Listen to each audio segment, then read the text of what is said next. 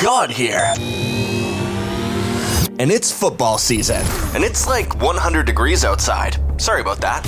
Welcome to Season 4 of Gods of Odds, hosted by two of my favorites, Brad Hoyseth and Dave Daba.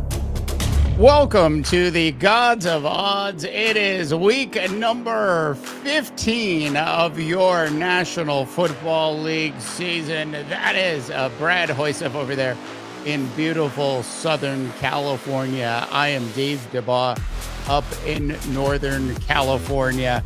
And I have to say, Brad, I am so excited about today's show. I believe, Brad, in my heart, that this is going to be the best show we have done all season long. And as I look at you, you're like, yeah, I don't think so. You're like, week 11 was probably a better show. So, Brad, what is going on in the National Football League that has everybody talking today? Does it have anything to do with what I predicted, Josh Dobbs finding his way to the bench? Well, yeah, he did find his way to the bench. They've already said today that Josh Dobbs is the number 3 quarterback, emergency quarterback was how they described it. Jalen Hall, the number 2. I'm not sure I agree with it, Dave, but you know what? He had a couple rugged games in a row for the Vikings. And here's my final synopsis on this whole thing with Josh Dobbs. I don't think he's a good fit for the offense. I really don't. He's more of a read option kind of guy, and the offense, as it was with Cousins, it was more of a timing pattern sort of quarterback. Cousins was a timing guy. He wasn't a guy that could take off and run. That's not really something that suits Josh Dobbs. Nick Mullins is more of a, conventional stand in the pocket, deliver, timing pattern thing. The problem is he's just not very good. So, so it was 6 and 1/2 dozen the other. And, Dobbs is now relegated to the bench, and who knows where he shows up next year on somebody's roster and has a couple good weeks for them. Again, it's almost like clockwork with this kid. So that was the big news in Viking land. Not a whole lot of big news. Everybody's kind of wondering, is Tyreek going to be healthy? I think we saw on Monday Night Football that, as Tyreek goes, so goes the Dolphins. That was a pretty disappointing performance. If you're a Dolphins fan, they just weren't the same teams. You see the energy right away just went low for the Dolphins when that kid came off the field. Yeah, that is interesting to see. And he was doing the whole squat thing as well. He was like trying to hide. I don't think I'd ever seen that in the NFL. I didn't know quite what was going on there. I think as we sit here in week 15, it should be pointed out to our audience that Brad is actually beating me for the second year in a row. Not by a lot. There's still a chance that I could take Brad down this week and regain the lead. But Brad has, if I looked at the numbers right earlier in the week, Hoyseth, you are up by 3 games. Is that accurate? That's accurate. It was all because of last week. I mean, you've led for quite some time, and then I had a great week last week. Went 7-2-1. You were on the other end of that. I was just going to say that. You were on the other end of that week. You had probably the toughest week you've had all year because you didn't go with the New York teams, Dave. It was crazy. I cannot believe you pulled that off. I cannot believe what I saw in the New York Giants game. Of all the games, I mean, the Jets game is still baffling. I haven't been able to process that at all. But the Giants game, what is the Green Bay Packers? Just what a bunch of pretenders. Are you buying this DeVito thing? You think he's a guy or what? I think he's like a younger version of Josh Dobbs. Nice, a good story for a couple of weeks. I don't think you really see him as the starting quarterback for the Giants when the season starts next year. But I absolutely love the kid. I mean, I love, he's a gamer. He's going to try to find ways to win. He uses the strengths that he has. look, I would be shocked if we're having the same conversations we're having about Brock Purdy today about DeVito this time next year. Yeah, I agree with you on that one. Let's jump into my first game. It's the Jets at the Dolphins.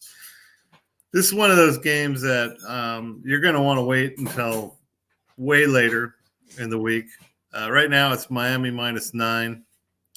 That could, change radically if we were to hear suddenly that Tyreek is, going to be on a pitch count and that kind of thing. Because if there's anything we know about the Jets, they can play some defense.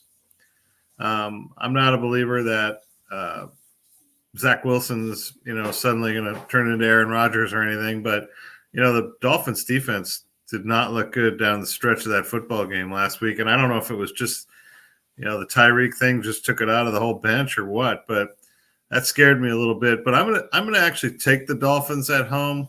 These teams played about 3 weeks ago.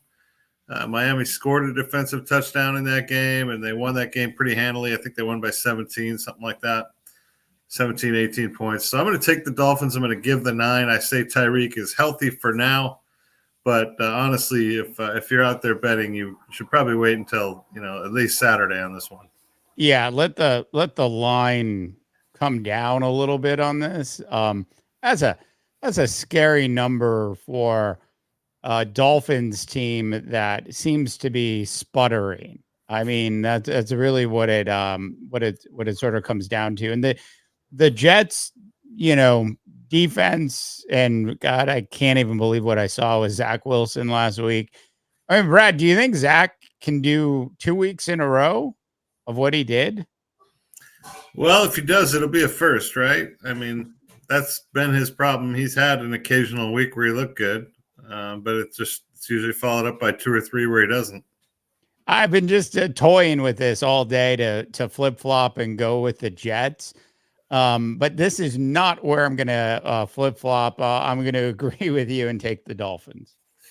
Yeah, I mean, it's the Jets. They're just playing for pride now, and you got to credit them for their performance last week. They played pretty well, and but it's again they can play defense. It's just that offense is just so inconsistent, and the Dolphins with those corners back there and stuff, they should be able to shut them down pretty well. So I'm going to take the Fins. I'm going to give the 9.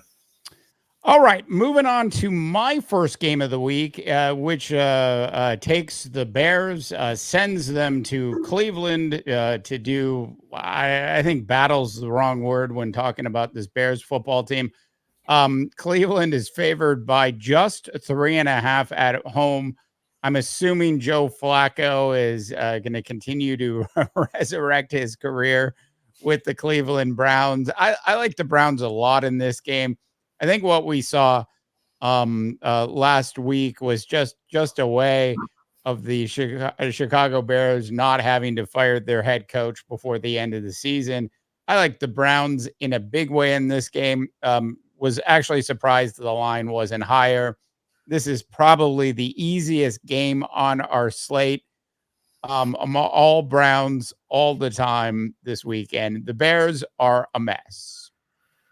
Well, Dave, one of the reasons I'm over 500 for the year is because I'm really good at picking your games. You are. I'm 4 games above 500 on your games, and I'm going to disagree with you here. I think the Bears are actually playing pretty good football. I mean, they're a somewhat entertaining team to watch, and they've got some really interesting decisions to make at the end of the year with Justin Fields. Because they got 2 really high draft picks. Are they going to give up on Fields and take a Caleb Williams or something like that? It's, I like Fields. I think he's a really talented kid, and I think they're playing better football. And the Browns. Joe Flacco is now the starter there.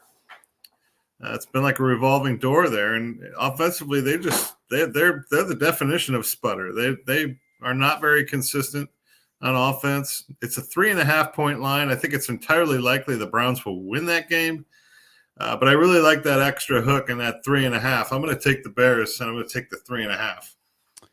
I just love your faith in Justin Fields. I want to love Justin Fields.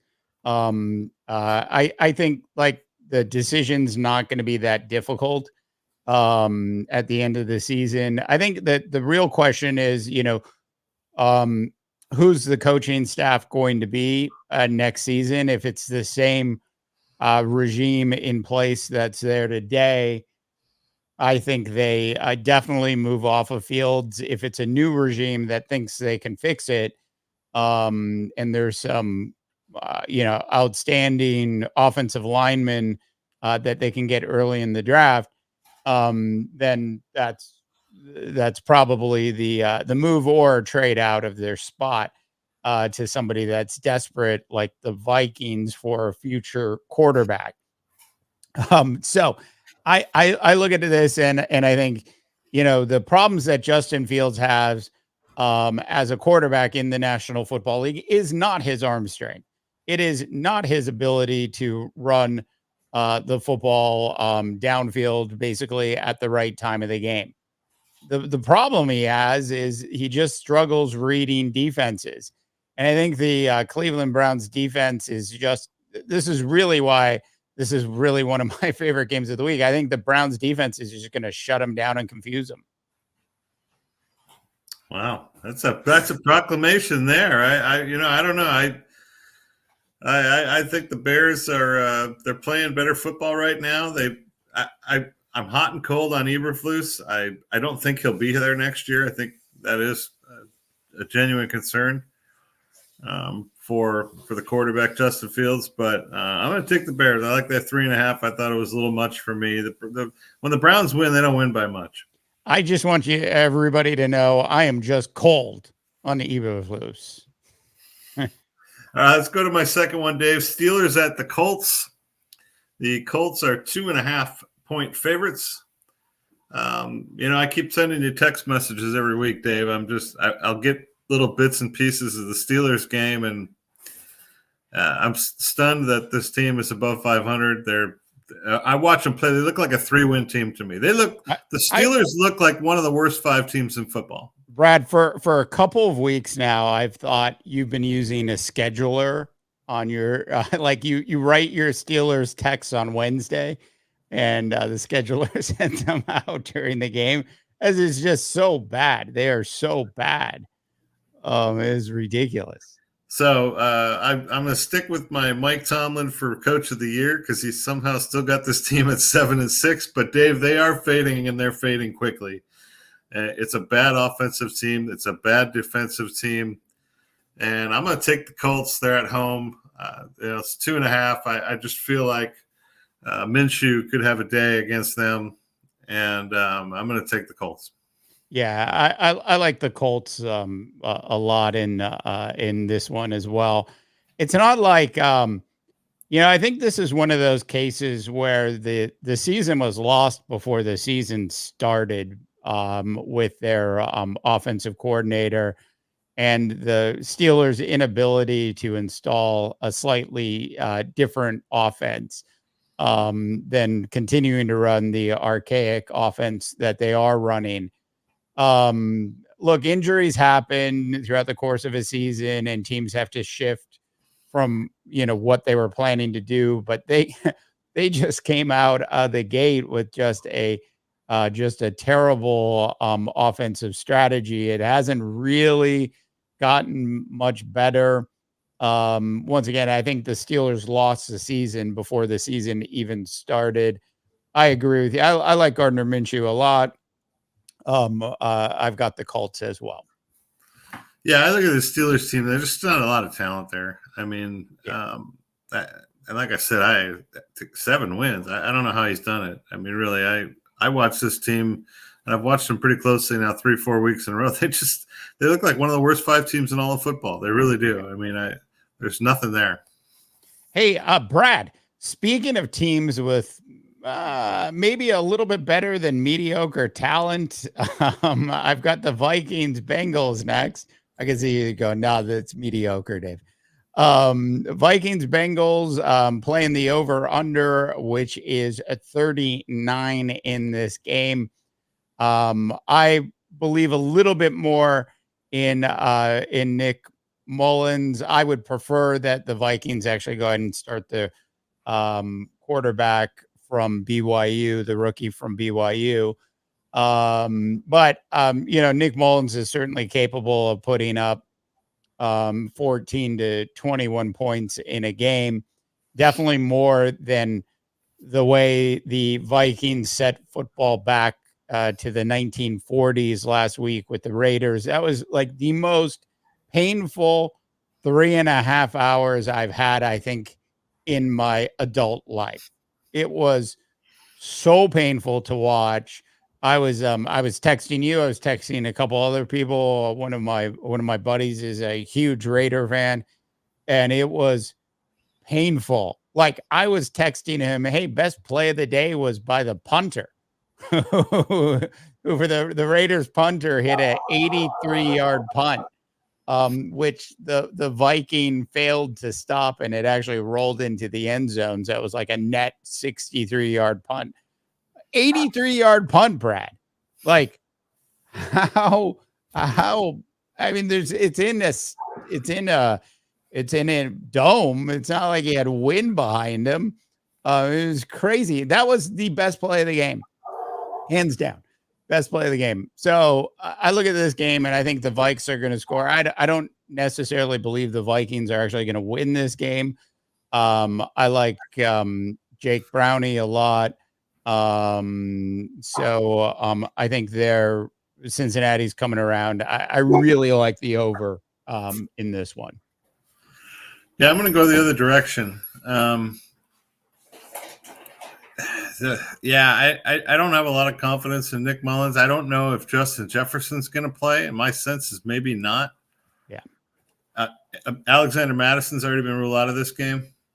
I don't even know who the backup is.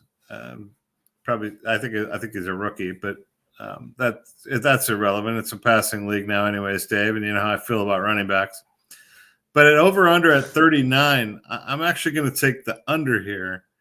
I just feel like the Vikings defense, Dave. Here, you want to talk about one of the stories of the year? I mean, last year the Vikings defense, if it wasn't the worst defense in the league, it was really close. I mean, it was like right around 30 or 31, if I remember. They're number 5 in scoring right now, defense, and they're number 10 in total yardage. I mean, now the Raider game, really helped out a lot, but they're playing some really good defense. And, the Bengals, Browning has had a couple of decent games in a row. Can he keep it going? That's the big question here, because I'm with you. I think the Bengals are going to win this game. But I thought 39, I'm going to take the under here. I think it feels like more of a low-scoring affair to me. I wouldn't be surprised if, we saw one of those stats about midway through the game where, the Vikings haven't scored a touchdown in, 7 quarters or something like that. I can already see the graphics coming here. So I'm going to take I'm going to take the under in this game at 39. Yeah, I can see the graphics package as well. Haven't scored a touchdown since, week 13. Haven't scored a touchdown since their bye week. It is, and it's an interesting game because, like, the reality is, Brad, you traditionally have been much better at over-unders than I have. And it's rare actually for me to even put an over-under on the calendar or on the schedule. And that was my way of being able to at very least talk about the Vikings this week, because I was struggling with picking them to win it. Cincinnati, I really think their, offense is, it's not Joe Burrow at his peak, but I really like this Jake Brownie kid. And the weapons on his side of the fence are healthy.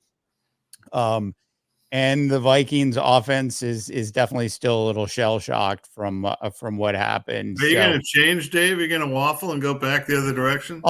Oh, Brad, I am waffling. All right. There's an asterisk next to me picking the over on this one. I'll leave it at that. Okay, well, you got, I don't know, a half hour left. You can maybe change your mind on that.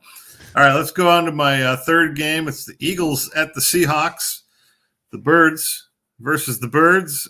Eagles are a -4 on the road at Seattle. Seattle's a tough place to play, Dave. And Pete Carroll always seems to have his team ready for these kinds of games. I thought 4 was a little rich. I'm going to take the Seahawks at home. I think the Eagles are a better football team, but they don't fall. They do not stop the pass at all. And DK Metcalf's been playing great recently. I could see him with a touchdown or two in this one. I'm going to take the Hawks. I think the Eagles in all likelihood win it on a field goal, but I thought 4 was a little rich on the road at Seattle because I just don't like the way that Philadelphia team's playing right now. They look like there's some confidence issues there going on with that not only with the defense but the offense isn't playing great either. Yeah, all really valid points. And if this was the Seahawks team from 4 weeks ago, I would have complete confidence in them and in picking them. It's amazing, like how in the NFL you go through these ups and downs, these roller coasters with football teams. I mean, like everybody was talking about how Seattle was a shoo-in to the playoffs, 4 weeks ago, and a couple losses later, and another loss or two, and that we're going to hear the Pete Carroll needs to retire story. Yeah, it's gonna pop up again. I think the Eagles are playing for more than Seattle at this point. I think they're going to find a way to right the ship. I agree that I think they're going to win on. I think they're going to win by a little bit more than 4 points. It is an enigma. I was not happy you picked this game, but I'm taking the Eagles. Yeah, it's the Eagles they're a funny team. I mean, they're in trouble now. I mean, the Cowboys are more than breathing down their neck, and the Cowboys have kind of proven now that they're a really good football team. So, I just feel like the Eagles are kind of they've run out of gas, it seems like, almost. So Jalen Hurts is not doing the same things he was doing. And I just get this feeling that Seattle at home, they always have with the 12th man, they always come ready to play. Not so much on the road, but at home, that's a difficult spot to go and get a win. They always seem to play tough. So I'm going to say they play tough and keep it within 4. All right. So this is definitely a record for me. Back-to-back games where I'm doing an over or an under, Brad. I am in foreign territory. I'm behind enemy lines now. Ravens at Jaguars. 43.5 is the spread on this one. I'm going to go ahead and take the over in this particular game. The Ravens, I want to love the Ravens. I like the Ravens. I think they potentially could be the representative coming out of the AFC this year as the heading to the Super Bowl. There's just something off with both sides of the ball on this particular football team. And then the Jaguars, are up and down a little bit. Trevor Lawrence is a streaky quarterback. He'll have 3 or 4 games of not throwing more than 1 pick, and then he'll have games where he throws 2 or 3 picks. And Brad, let's be honest, they're Jared Goff horrific interceptions. I mean, it's like the wide receiver, and I'm specifically speaking of the interception in the red zone last week, where the wide receiver cuts in, he throws it out, and it's a pick.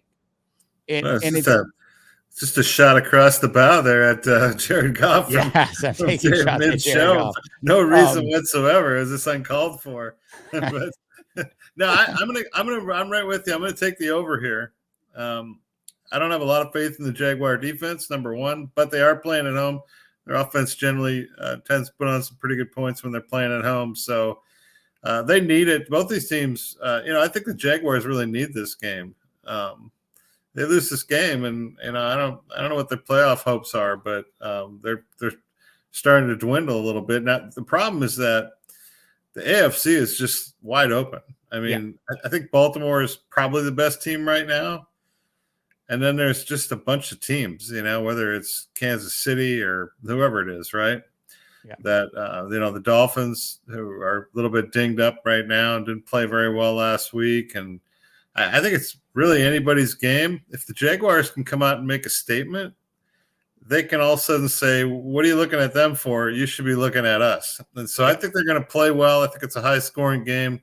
One of those things where maybe the team with the ball at the end wins the game. Yeah, I agree. I think this is definitely going to be that. And, hopefully at halftime, we're not sitting at 7-3. It's like you'll get a text from me at that point if we are. I'm just saying. Well, Justin Tucker will make his field goals, Dave. We know that. That is certainly true. All right, let's go to my fourth game.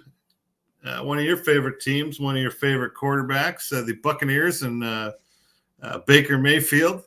They're at the Packers. The Packers are a 3.5-point favorite at home against the Bucs. I like the Bucs here, Dave. The Pack, they're hit and miss.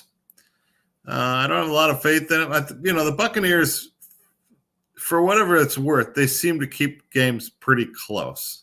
They make things entertaining. Sometimes they make things a little too entertaining with Baker, if you know what I'm saying. But I thought 3.5, again, it was that little extra hook, that 3.5, that I didn't like with the Packers. So it feels like a field goal game to me. The Buccaneers have Todd Bowles has finally figured out that Rachaad White's a really good football player, right? After fooling around with Leonard Fournette last year when he had White sitting there. I was screaming at you every week on my, on my phone with the text messages. Why aren't they playing Rachaad White? He's a better football player. But they've figured out how to use him. He's also a really good receiver. And so, I love their young tight end, Cade Otton. I think sometimes Baker tends to stare down Mike Evans a little too much for my liking. And Chris Godwin seems to have fallen off the planet. But they do have some tools there, and I just like the Buccaneers. I think that I like the Buccaneers actually to win this game against the Packers. I really do. I would wake up last year in the middle of the night sweating, and Jolie, my wife, would turn to me and say, "Why do you keep saying Rachaad White?" Okay, so for this particular game, Why did you keep saying Rachaad White? I want to know now.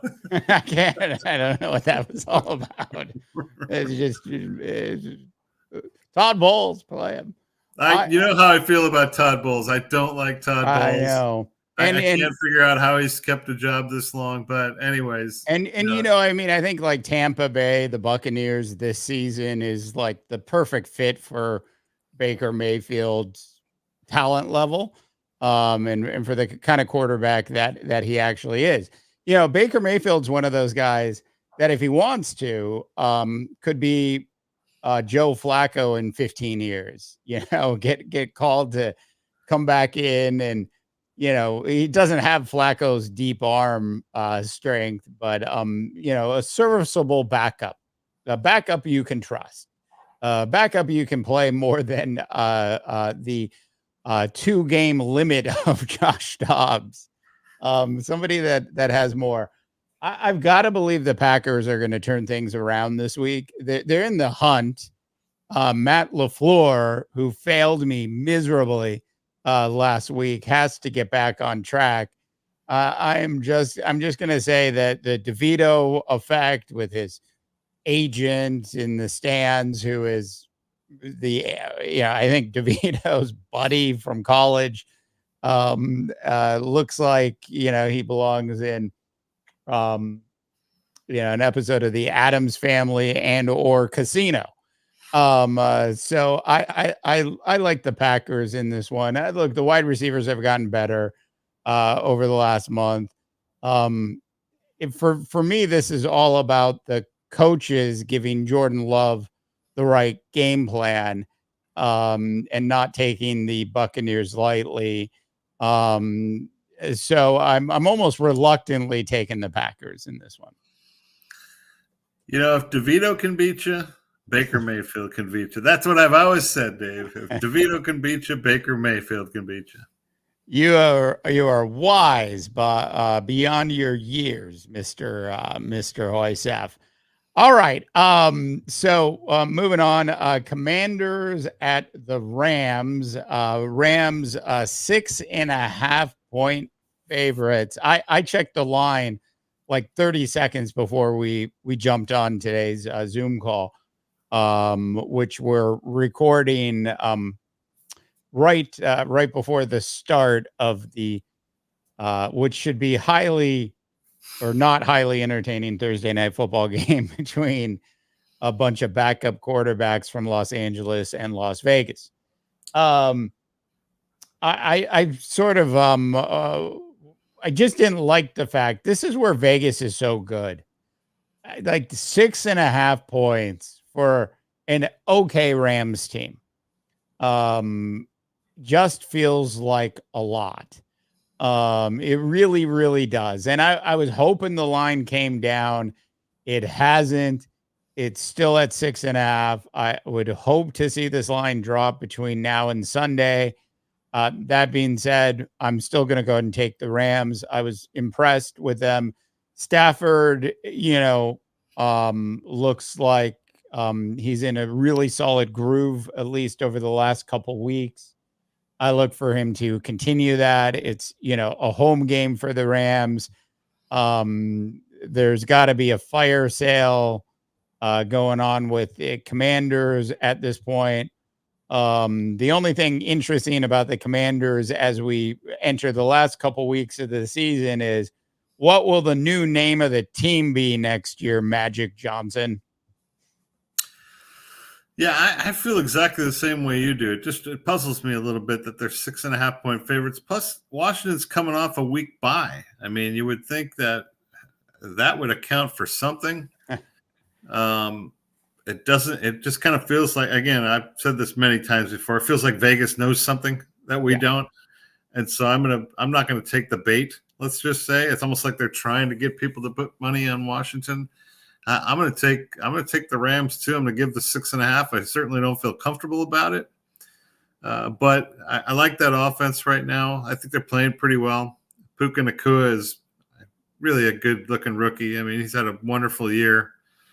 Kyron Williams has done some nice things, and they still have that guy in the middle on defense that's pretty darn good, Aaron Donald. And it's a Washington team that doesn't protect the quarterback very well. Like Thurston Howell is going to get hit a bunch in this game. And, I'm going to take the Rams. I'm with you. I'll give you the 6.5.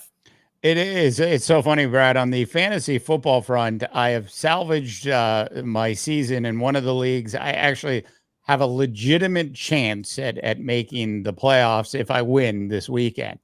I went ahead and I dropped Sam Howell. And as soon as I did that, my season turned around, Brad. So I had a couple weeks of Trevor Lawrence, and then he got hurt. And then I went the Jake Brownie route, and I've been on a 4-game winning streak since I made those moves. So, I've been fortunate this year. I'm one of those squads that hasn't had a lot of injuries. I mean, I'm crossing my fingers as I say that. I got a bunch of guys now with the red crosses by their names in my lineup, but they all kind of seem to play every week with the exception of Pacheco. But I'm actually in first place in my league, and I don't really know how I did it because I really didn't do a lot of homework this year going into the draft. Yeah. Sometimes it's just better to be lucky than good, if you'll say. Hey, I'm going to go into my my last game now? This is an interesting one, and I know it's you're not going to like this, but it's the Cowboys at the Bills, Dave.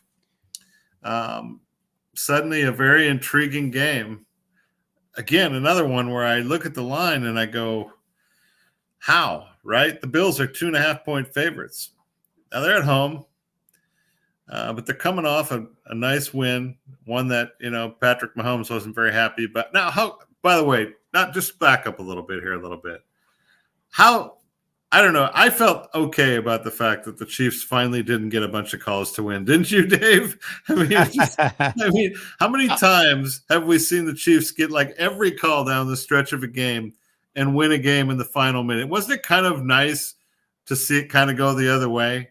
It is amazing how bad a couple of those wide receivers are in the Kansas City Chiefs. I mean, the New York Giants couldn't wait to get Tony out of the door to Kansas City. I just like and then the Patrick Mahomes meltdown. I like Patrick Mahomes and the whole thing. And I'm not like anti Kansas City, but like, come on. I mean, you were just making them as being that far off sides. I mean, like, and you're looking down the line. Don't you step back then? I just couldn't believe what I saw. Yeah. Well, anyways, I got off on a tangent there. We're not picking that game anyways. We're doing the Cowboys and the Bills, but I just thought it was kind of that thing kind of consumed the airwaves for about 48 hours after the game, as if for some reason the Chiefs are entitled to catch a break. I'm like, give me a break.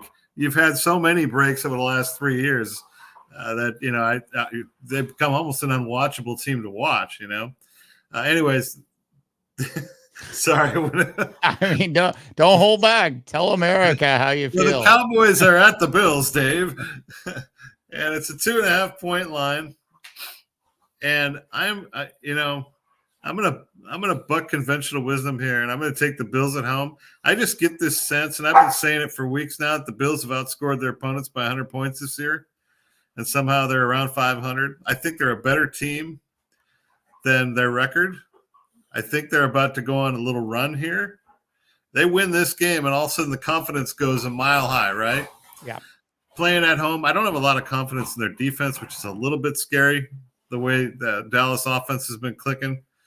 But I'm going to take the Bills, and I'm going to give the 2.5 and just kind of roll the dice on that one. Like Waldo, where's Waldo gone? The same can be said of Stephon Diggs over the past month or so. 34 yards receptions, 27 yards. He peaked at 74 against the Eagles, and last week against the Chiefs, seriously, MIA, just 24 yards in receptions, and yet the Bills are on a bit of a run.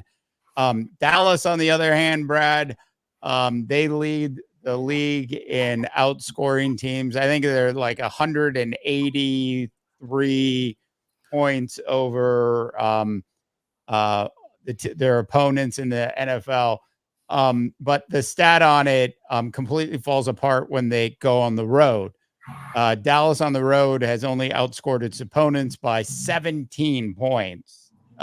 So, for me to actually talk myself into taking the Dallas Cowboys on the road based on those stats feels a little bit scary, but I am going to go ahead and do it because we have hit that time of the year where these games really are important to both teams. And I think the Cowboys are not going to overlook the Buffalo Bills. They're going to figure out their road issues. They have to. I mean, if they don't, they're certainly not going to the Super Bowl as I predicted. So this is in my opinion, a must-win game for a Dallas Cowboy football team on the road. I like the Cowboys a lot in this one. Everything you said about Buffalo is accurate. But I think the Cowboys are going to pull this thing off. First off, I can't believe how many numbers you ripped out there. I mean, it almost sounded like you did homework this week, Dave. I was in the car listening to Sirius XM NFL radio. Yeah, it was either Mad Dog or the ESPN channel, or somebody was rattling off these stats. So Yeah, I don't know. I get it. Dave. Sometimes getting hot at the right time is all that's important, right? And you got to get hot at the right time. I get a sense that the Cowboys didn't get hot at the right time. Yeah. Not to blow your Super Bowl prediction out of the water or anything, but I get a sense that they got hot at the wrong time. And things can turn quickly. One injury away from having a season go up in flames, and that can happen to anybody. But I just get a sense that Buffalo's kind of figured out something with Cook. He's played pretty well, I think, in recent weeks. I don't know if they've finally figured out after 3.5 years that they need to have a different running back other than Josh Allen running the football. But I'm with you on Diggs. I always thought Diggs is kind of a hit and miss guy. He disappears for weeks at a time. He did when he was at the Vikings, to be honest. Yeah. And so, but this has been a little bit more extensive this time around. So I expect he gets things turned around. I like the Bills. I'm gonna take the Bills, and I'm gonna give you those points. Yeah, I don't know what's going to happen in Buffalo this year with a potential coaching shakeup in the offseason.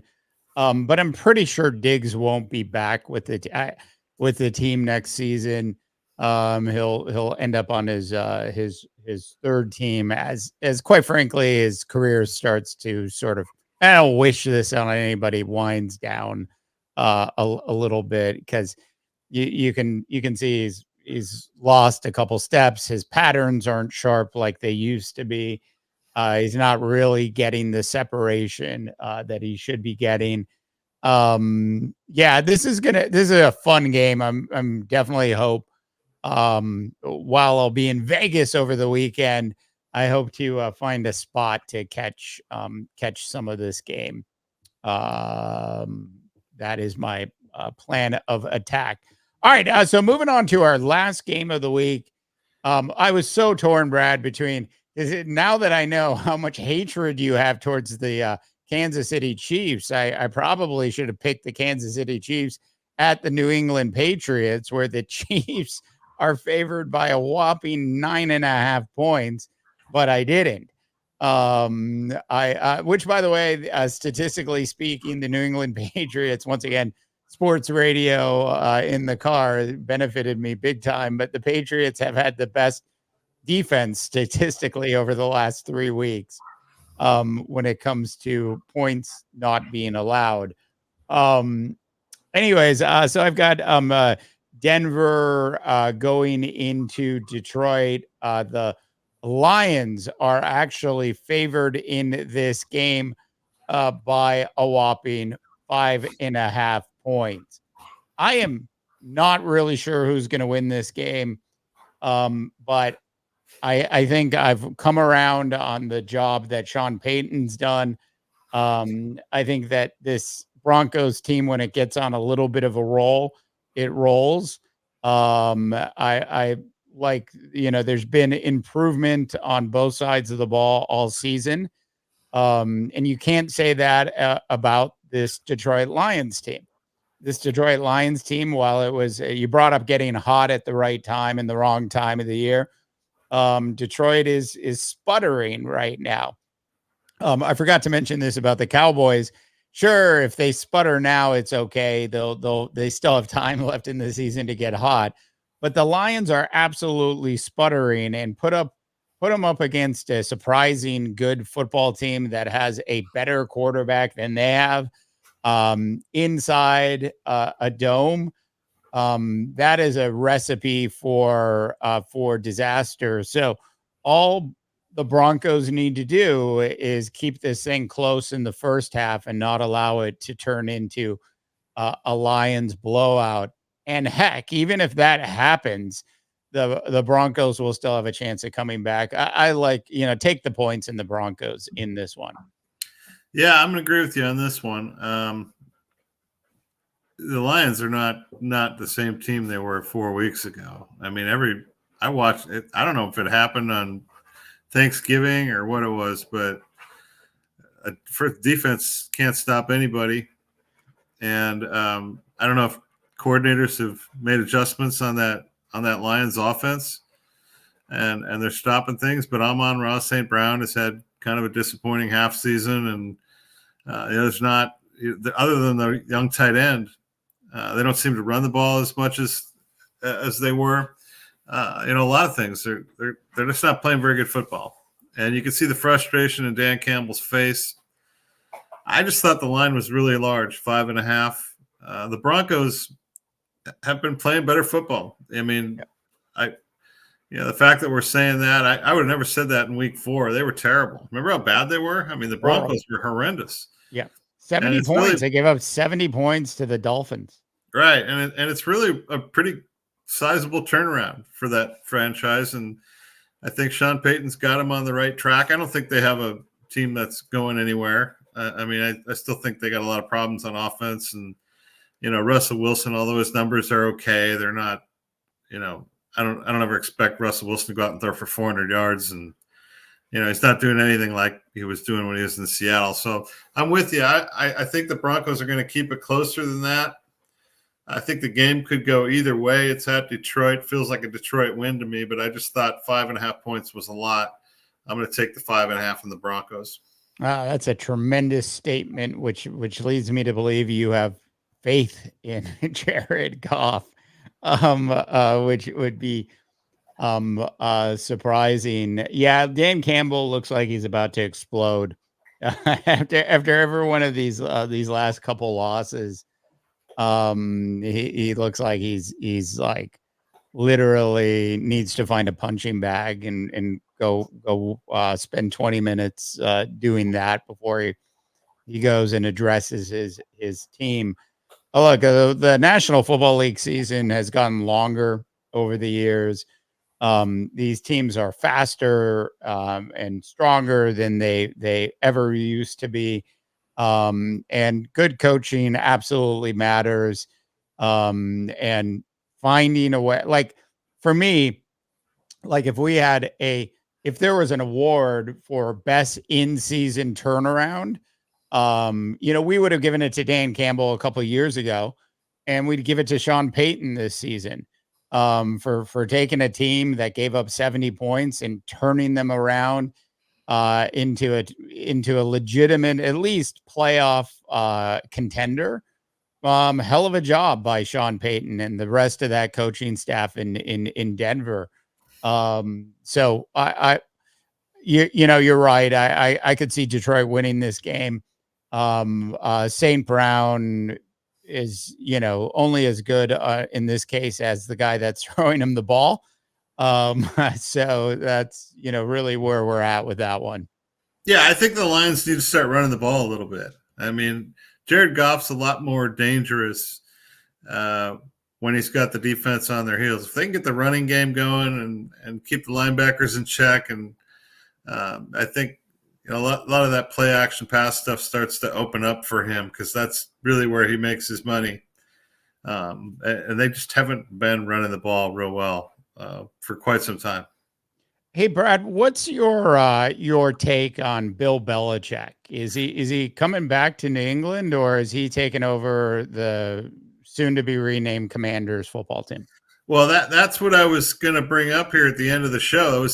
I was remembering during the show, you had mentioned at the beginning what's happening in football this week, and that was one of the big news stories here over the last couple of days, is that the Patriots have reportedly decided to move off of Bill Belichick. And apparently they made that decision 4 or 5 weeks ago. And so my question is, and another rumor that's floating out there, Dave, is maybe Bill Belichick comes west to the Chargers. How would that be? Oh, I would love it, especially if he, because look, Bill Belichick actually is a funny guy. He actually has a good sense of humor, and he's different than the surly coach that we see during press conferences. So I would love a lighter version of Bill Belichick to show up in Los Angeles. I saw a couple rumors: Belichick to the Chargers, and the other one was Belichick going to be an assistant coach for Nick Saban at Alabama, which I found very interesting because they worked together with the Browns eons ago. Yeah, I don't think that's happening. Yeah, First of all, do you really think the Spanos family is going to fork out the dollars it's going to take to bring Belichick there? That's the first question. Can the Spanos family, which is still infighting, figure out that it's a good idea to hire a head coach like Bill Belichick? And the other thing is, like, Belichick is also, like, if they put him in charge of player and personnel operations on top of being a head coach, I think he's kind of proven that that's maybe not where his strength is. So if he's just being asked to cook the ingredients that he's handed, are the Spanoses going to be willing to pay for that? Yeah, that's a good question. Now, here's another question when it comes to the Chargers, because first of all, they're a mess. Keenan Allen's not going to play this week. Justin Herbert's now done, had surgery on his finger. You in the past have been much more of a Justin Herbert fan than I have been. Do the Chargers have the answer at quarterback? I'm not convinced. I'm really not convinced. Of all of their problems, that's got to be one of their the last things they should address at this point. Like, what do you want to do? Trade up for Caleb Williams? I mean, it's like Derek May. I mean, do you really think either of those guys is going to perform better in the dysfunction that is the coolest uniform in the National Football League? I think Herbert is not the problem. And the mistake that the Spanoses will probably make is, of course, they'll let Staley go. I'm not saying that's a mistake. And then they'll promote Kelvin Moore, and he is, I mean, just, pound for pound, I think the weapons that the Chargers have on the offensive side of the ball are equivalent, if not better, than the weapons the Dallas Cowboys have. The Cowboys have a significantly better offensive line than Herbert has in front of them. So where the money needs to be spent this offseason is in that offensive line. But it's like Dan Faust all over again with this Charger team. It's like Herbert's a gunslinger. He's never going to have the time that a Dak Prescott is afforded with the Dallas Cowboys to make decisions. But I don't think Herbert's the problem. They'll make a mistake at head coach.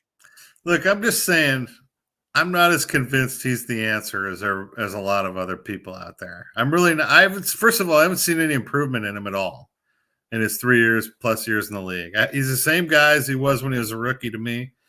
He's a strong arm guy, great natural skills, powerful arm. But we see a lot of these guys that come into the league and they think they can throw it through three people to get it to the receiver. And you just can't do that in this league. And he continues to make those same mistakes, every other weekend. And I don't know. I'm not as convinced. I love the long flowing hair and I love the uniforms and the fact that he's from the Oregon Ducks and all those things. I like a lot of. I like the kid himself. I'm just not convinced he's the great quarterback that everybody thinks he is. I got to see him win some big games. Isn't he really just the West Coast version of Josh Allen? I mean, Josh Allen over the last 3 years. No, he's not. Josh Allen is Josh Allen, the offense is centered around Josh Allen at Buffalo. He is the offense. Yeah.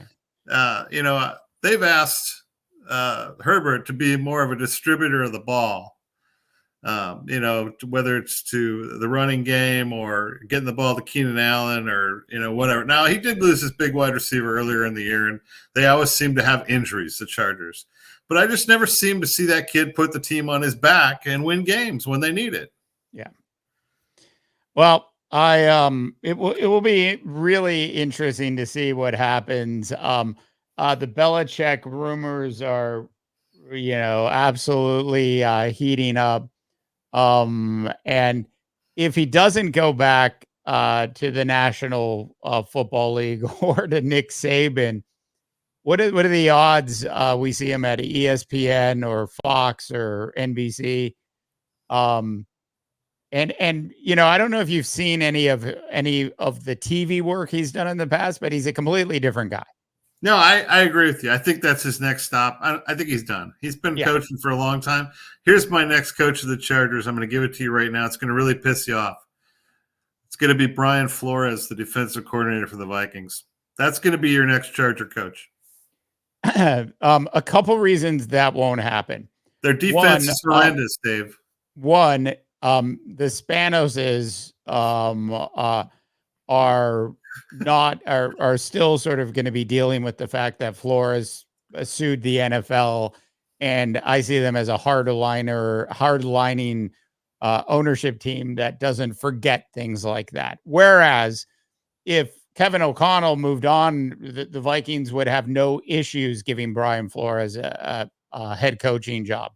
There are some teams in this league that will just never hire Brian Flores as a head coach. And I think Dean Spanos is one of those guys. I don't know, Dave. I think they have very short-term memory. You know what the bottom line is? Make me money. Well, and Brian Flores has look what he's done with that Minnesota defense this year. That's got to be one of the top coordinators out there. Now, I don't know why he got blown out of Miami. I have no idea. I thought it was a bad thing. The guy won. Horrible. The guy won 9 of his last 10 games or 8 of his last 9 games. I mean, it was a joke, right? If ever there was a right to sue, he had it. I mean, and so I don't know. At the end of the day, these owners are about one thing, and that's making money. And what makes money is winning. And if he can improve, that defense is terrible with the Chargers. I love Brian Flores. I think regardless, there's a good chance he's going to be a head coach again in the National Football League next season. The Commanders are certainly another area. I just hope that he doesn't fall for the Carolina Panthers. I wish that on nobody, because David Tepper and the Carolina Panthers are a complete mess of an organization. And that are the Cardinals. They end up with everybody else seems that the young guys always seem to end up with the Cardinals too. Yeah, I mean, the Spanos is, we've all talked to, continuously about Staley getting fired for, it seems like 2.5, 3 years now, and he's cheap. That's one of the things there. Bringing in a Belichick is going to cost a lot of money. And I just don't think that, they're cheap historically. The big issue with the Chargers has always been they're cheap. Yeah, well, they're cheap, Dave, but let me tell you something that ain't cheap. Rent at SoFi, right? Oh. They had an opportunity to stay at home and make money off the stadium, right? They decided to rent at SoFi. So I don't know. They got a lot of money, the Spanos, Oh, trust me. I know that they have a ton of money. They just don't spend it the way other teams do.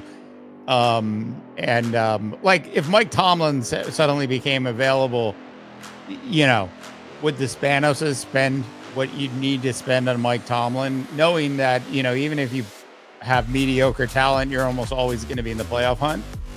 I just don't think they spend their money there. Maybe they'll bring back Mike Riley. Where is Mike Riley gone? Is he coaching high school football? All right. That is it for this week's Gods of Odds. It is, as we mentioned, our top 10 games worth actually spending some money on. It is week number 15 of your National Football League season. That is Brad Hoyseth over there in beautiful Southern California. I'm Dave DeBob in Northern California, wishing you all a tremendous rest of your sports viewing week.